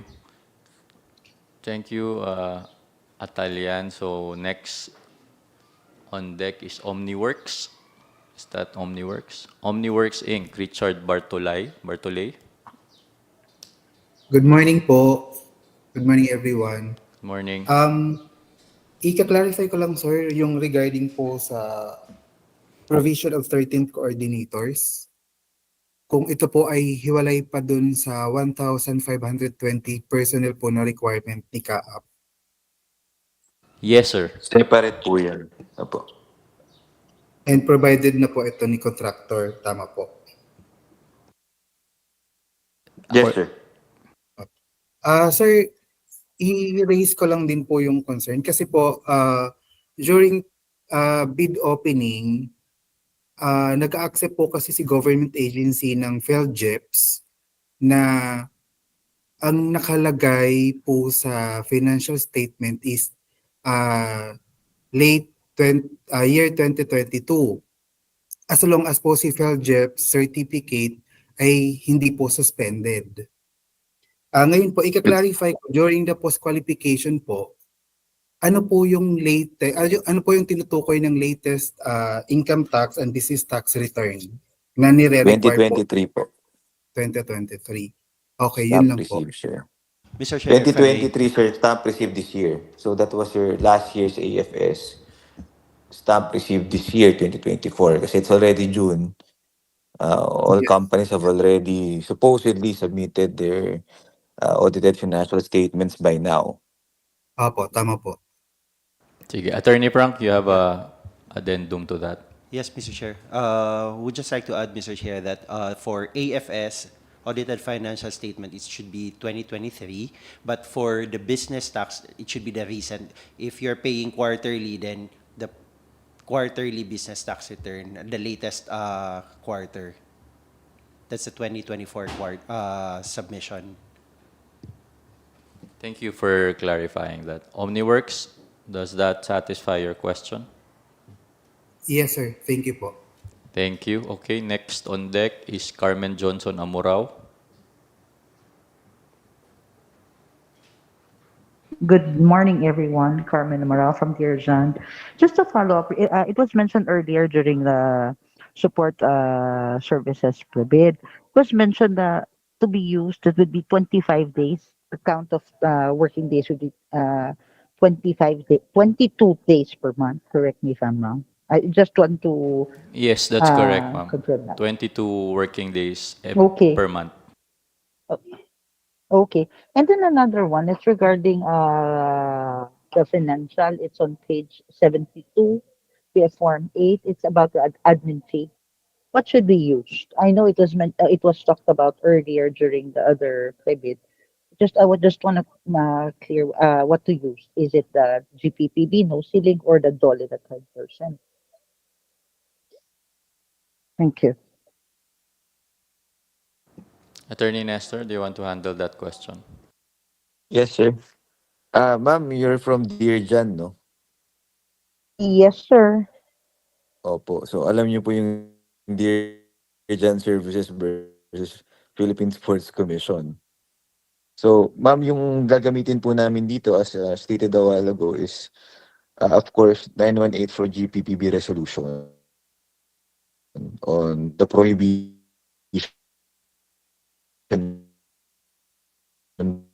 Attorney Nestor, you're cutting off, but I think the gist of your answer is we're going to use the GPPB resolution, right? the one that we received, and the GPPB resolution states, among others, that there should be no floor on the admin fee. So, well, I believe El Sir, Sige, Attorney Nestor, I'll handle this. Ma'am Carmen, yes, for now, we're going to use the GPPB resolution that there will be no floor. But taking the manifestation earlier that there is an issue on a DOLE circular or a memorandum similar to security that there shouldn't be any offer of admin fee lower than 10%. Is that correct? That's the manifestation earlier. We will release sir. a bid bulletin clarifying this para lang po malinaw sa lahat. Yes, sir. Thank you, Ma'am Carmen. I hope that clarifies. Yes, I appreciate and thank you very much. Salamat po, Miss Amorao. Okay, next. Nestor, you're cutting off. So, please fix your...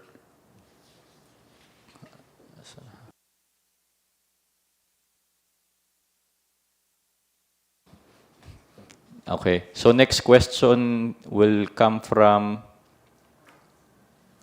Maximina Cabasal Manuel.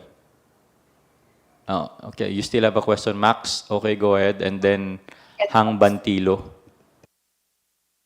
First po, regarding po with the clearance, it says here that it must be up to date po yung mga clearance na isasubmit namin with regards to SSS, Pag-ibig, and PhilHealth po. Just to clarify lang po, usually po kasi ang Pag-ibig and PhilHealth po, they issue previous year po for the clearance, while SSS is quarterly. So, may we get with a specific po na date for that po? So long as it's recent, we will accept that. You can attach a corresponding explanation. No? These are post-qualification documents, so there will be coordination already with the technical working group. No, the purpose why we're requesting this is to ensure that you're compliant with the payment of the mandatory. So long as there is no red flag that the company that we're post-evaluating is not compliant, then we will have no problem with that for purposes of transparency and accountability. So just let us know, there will be coordination. Whoever will be post-qualified at that particular stage, we will be accepting so long as it's recent, so long as there are no derogatory records. We will also do our own validation in any way, so we will know. Thank you, Max. I hope that clarifies. Yes, sir. One more thing po, with regarding naman po sa trainings, eligibility po ng building and ground maintenance po. It says here the NC2 and COC from TESDA po or any appropriate eligibility po. So, may we know po kung ano yung counterpart po for that. Okay. Can HR handle that question, please? For buildings and grounds positions, we just require that the person that you are going to deploy has sufficient training in what the work function will be. For example, here are carpenter, installation of structures such as roofing frames, rafters, partitions. So we just need training or any certification from your end that the person that you're going to deploy really has the competency and capability to do this job. To clarify, the list that we gave is not exclusive in any way. It can even come from the provider, right? So Max, it's just a certification. It can even come from you, but if it comes from TESDA and other agencies that provide this training, we will accept that. Okay, sir. We can also base sa experience na lang po nila. Right po? Yes. That should be fine. All right. Thank you. Do you have more questions? Yes, sir. I still have more questions po. Okay, go ahead. Regarding po sa... one moment lang, sir.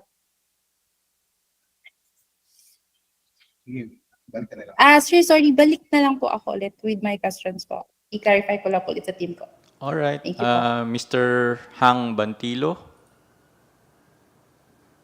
Hi po, good morning. Miss Hang Bantilo, sorry. Oh. Apo, Jehan po, Bantilo, from Extraordinary po.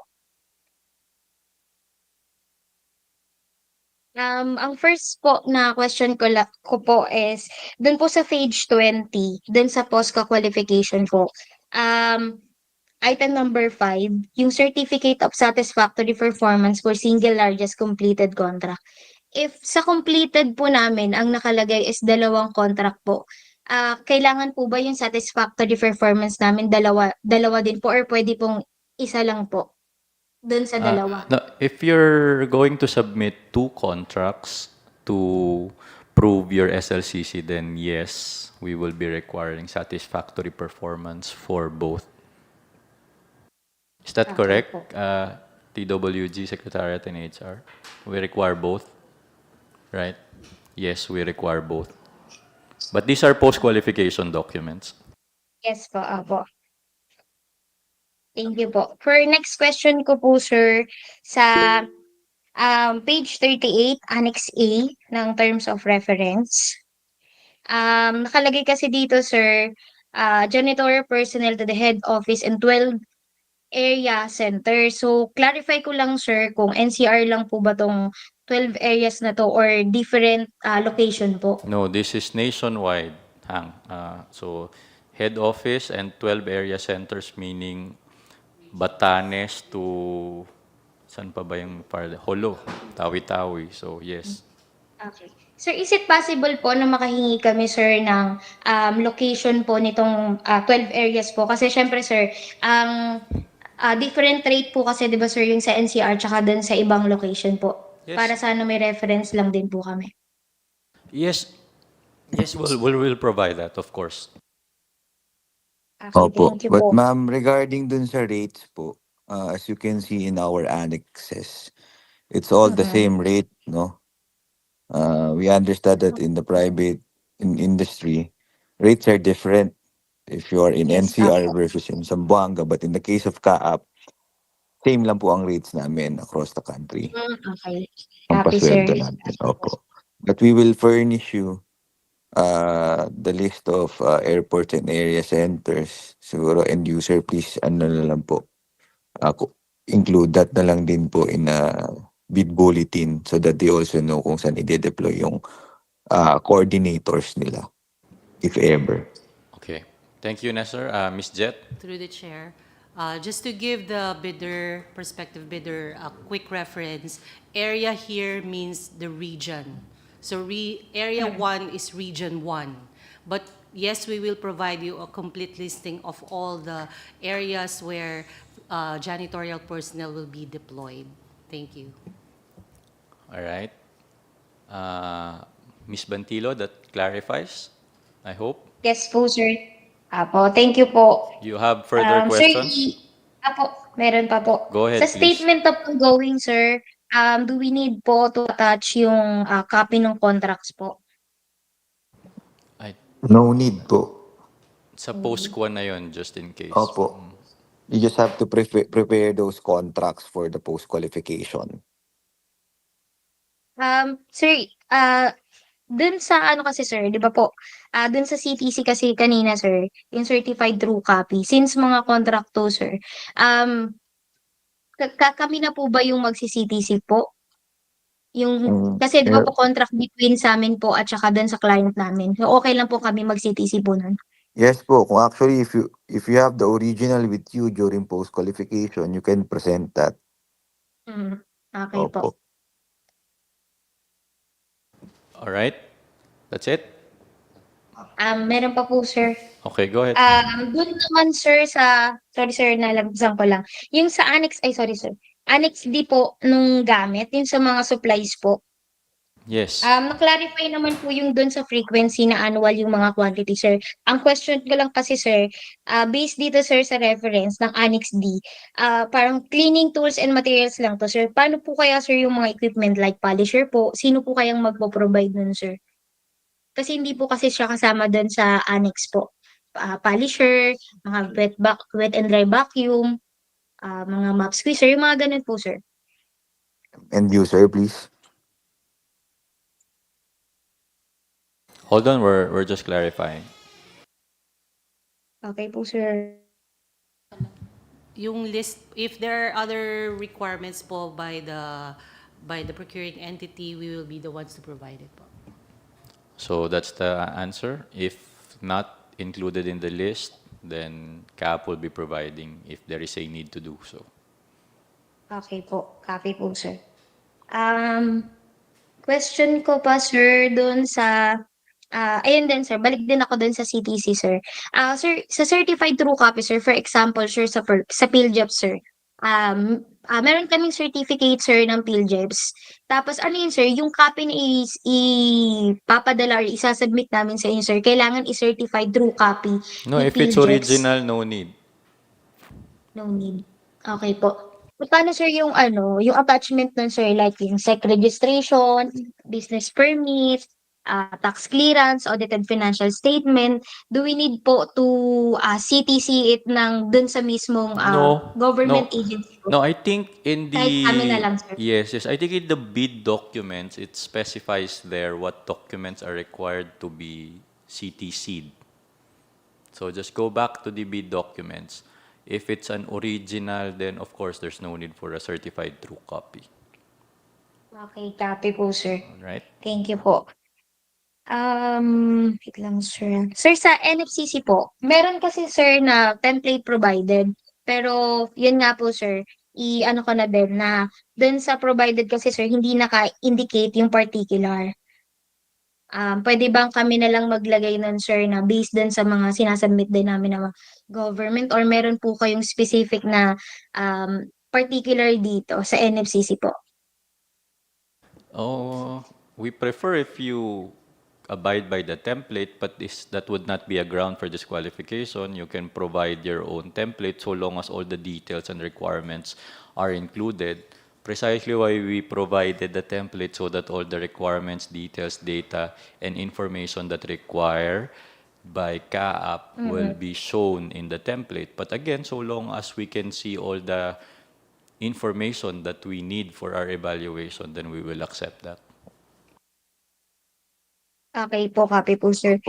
Sorry po, Mr. Tapos, Chair. plus, Ma'am, sundan niyo na lang po apo, yung BF form namin.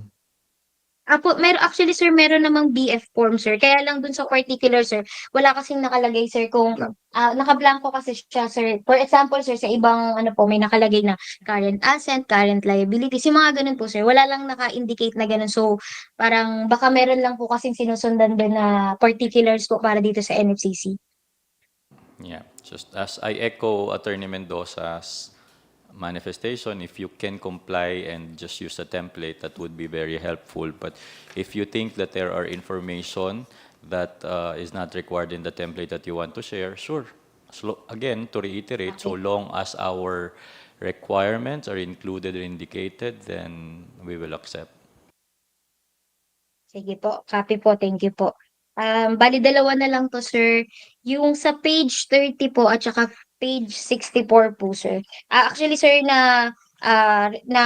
question naman si Elserv dito kanina, sir.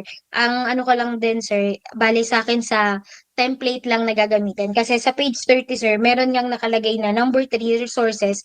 Pero pagdating din sa bid form kasi, sir, sa page 64, sir, hindi na naka-include yung number 3 na resources. So, clarify ko lang po kung alin yung susundin namin. Yung page 30 ba or page 64? Wala bang magiging problem kung hindi namin Sige, Apo. we will Siya- issue a clarification on this.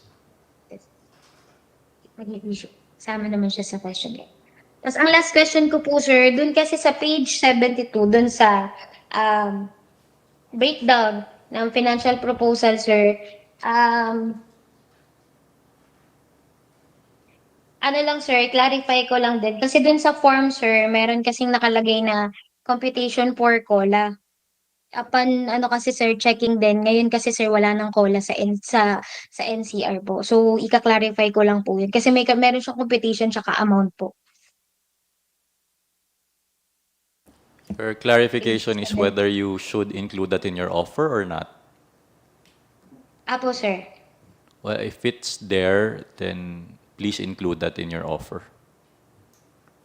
Copy, sir. Copy po. Yun lang po yung sa question ko po, sir. Thank you so much po. Thank you. Atalian Sandra Gutierrez, you're excused. There's another question from Max Manuel, please.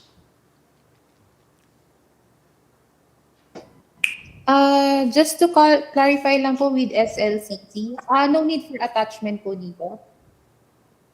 Just to prove po siya yung SLCC namin, like contract, OR po, credit memo, like that po. I think that there's a requirement that needs to be attached in the SLCC under the bid documents, bid bulletin. For instance, With the ano ba yung mga ina-attach doon? checklist po kasi, wala pong nakalagay po na attachment. Sa SLCC? Yes po. We'll issue a clarification on that. But as a matter of practice, there are attachments to the SLCC. Thank you for bringing that up. Okay. Regarding po with the schedule po ng deployment natin, is it 24/7 duty po ba or It depends on the operation, where it's going to, where the deployment will happen. If the airport operations is 24/7, then the deployment is 24/7. If, for instance, in the head office, it's an 8 to 5, or depending on the requirement. There are some airports that are only operating for a few hours per day. So, yes, it's not a 24/7 operations for all the deployment offices. with dun po sa meron 24/7 na schedule, may we request po dun sa schedule nila para we can compute po with the night differential po? Sure, you'll just have to write us and then we'll provide you the documents and information you need. Okay po. That would be all po. Thank you. Thank you, Ms. Manuel. So next, I think, ELSERB ba yun? ELSERB.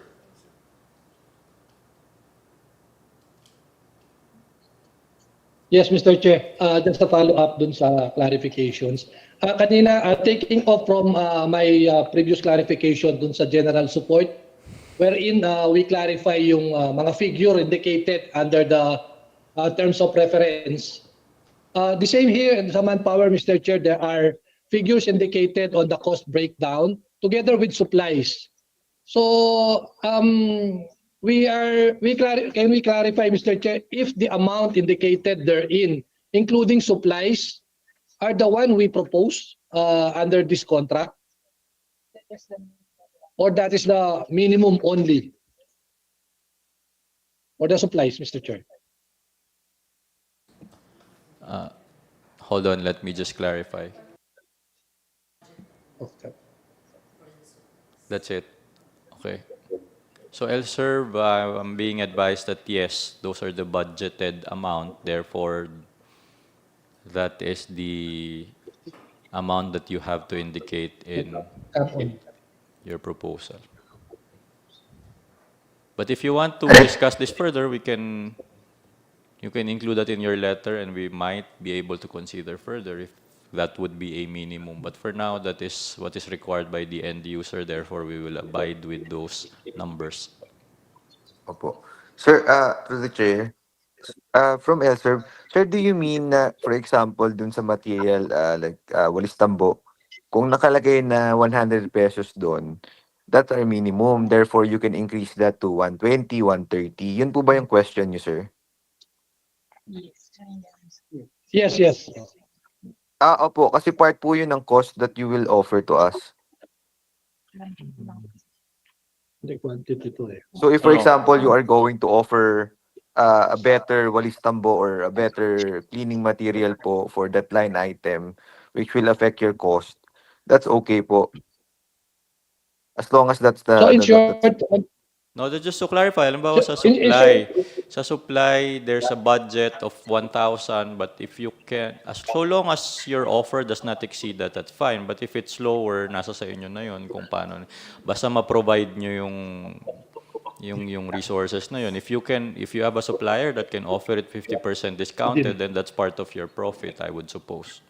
So long as you provide the resources that we require. Okay, thank you, Mr. Chair. Opo, tsaka brand new condition po yung inilagay namin sa TOR. So, let's say for example, dun sa cleaning materials, we will not accept used condition. Just for everyone's information. Okay. Any question, Elserb? Any other question, Elserb? We're good, sir. Thank you. Thank you, Elserb. I see no other raised hands. Are there questions in the chat box? Wala naman.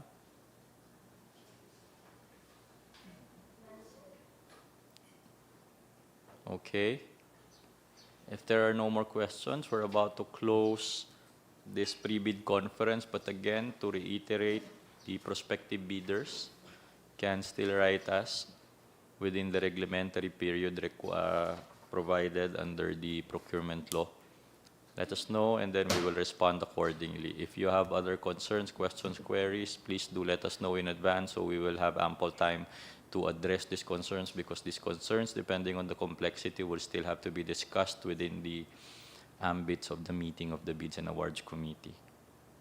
Thank you. If there are no more questions, thank you for those who attended. We appreciate the active participation. Be assured that we will conduct these proceedings in a transparent, accountable, fair, and reasonable manner.